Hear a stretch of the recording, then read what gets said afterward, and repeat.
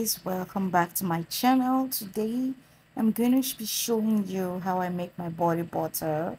So those are the ingredients. Just make sure you're using organic shea butter and cocoa butter.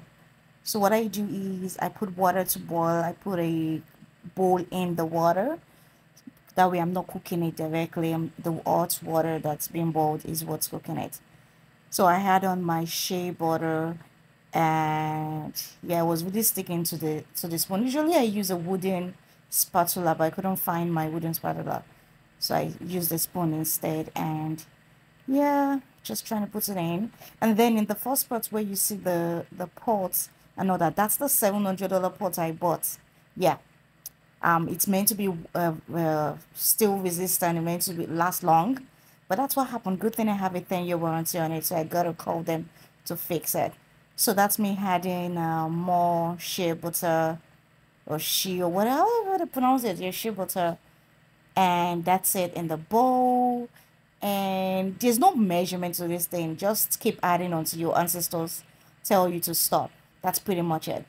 So I am adding my cocoa butter. That's me opening it up. It was a struggle because I don't know. I was holding a spoon instead of putting it down. But anyways, I added the cocoa butter. Like I said, no measurements. Just going with the flow. Whatever works for you. If you like measuring, totally fine with that. And that's it. That's the cocoa butter and the shea butter, and that's it all melted in the bowl.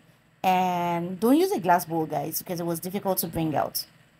Anyways, I'm adding my castor oil to it. No measurements also, and that's me squeezing the last of it. This is not my first time doing this. I did my last one also, so I just have a little bit of castor oil left. And just put as much oil as you feel you need. I have a very dry skin, so I try to use a lot of like organic products on my skin, and that's jojoba oil also that I'm going to be adding in. And if you have any essential oils that you think is good for you, just add it on at this point after the shea butter and the cocoa butter is all melted. Yeah, I was trying to smell it to know if it has a smell. It has a smell. Like I said, I have a sensitive nose. So yeah. And then left it in the bowl, turned the gas off or the stove off, and it's all melted. Took me a while to take out the bowl because it was super tight. Next time, I would advise you use a bigger pot and a smaller bowl. That way you can easily grab it to bring it out. So that's what it looks like. And then I'm hiding my vitamin E um oil. I got that from Amazon, and I just googled the brand. They said it was organic. I said yes, sir. And yeah, like I said, I used it in the last one. I try to put like essential oils like vitamin and vitamin E, vitamin C is what I try to put in my oil, because this is like you're making this and you know what you're putting in. So if you have a dry skin like me, I would advise you do the same thing. Make your own body butter. Don't just put every random thing on your body. Well, this is random too, but at least I've used vitamin E oil before for my face and all that. So I put it in the fridge to cool down because it was super hot. And then I brought it out and I started mixing with my immersion blender. And that's it. Just to make sure it's all mixed in, and there's no like what's it called? The vitamin E oil isn't just sitting on the surface. And that's me mixing.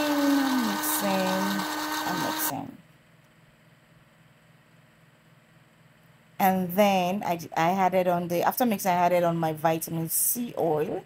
I also got this from Amazon. It's meant to be used for the face, but I feel like whatever is good for my face is also good for the body, because the face is more sensitive. So after I added that, I added more vitamin E, or is that my vitamin C?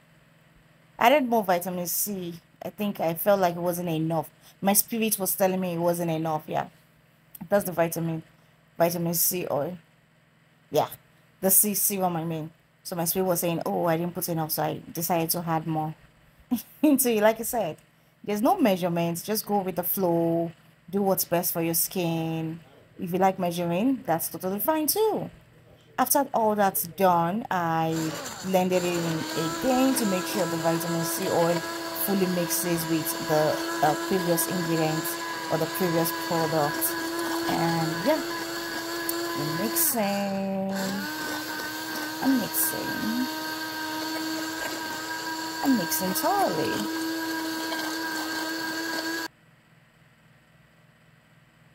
And then I put it in the freezer to kind of like become a little bit more solid, so I can mix it in and like fluff it up. So that's it. After I brought it out from the freezer, I think I used less than used like I think 5 minutes. 5 minutes was what it was how long it spent in the freezer. So I mix it all up.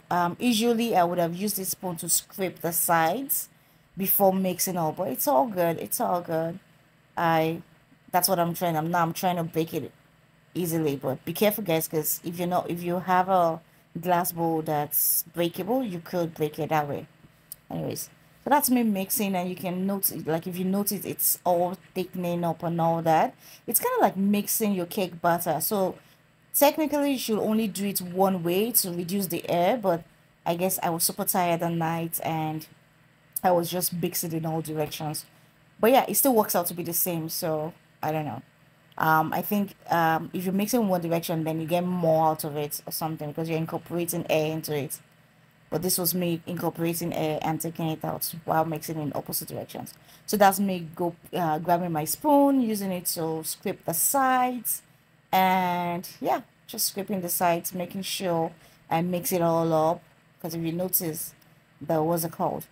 The sides were still pretty much oily, not butter like. So I did all that and then I mixed again. So if you mix, can you see it's getting super quick? It will get to a point where the blender wouldn't be able to like blend it properly.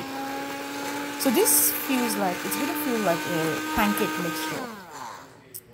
I'm don't eat it, guys, obviously, but yeah, it's getting to that point where it's like a pancake mixture, like a batter, pancake batter, and yeah, that's all.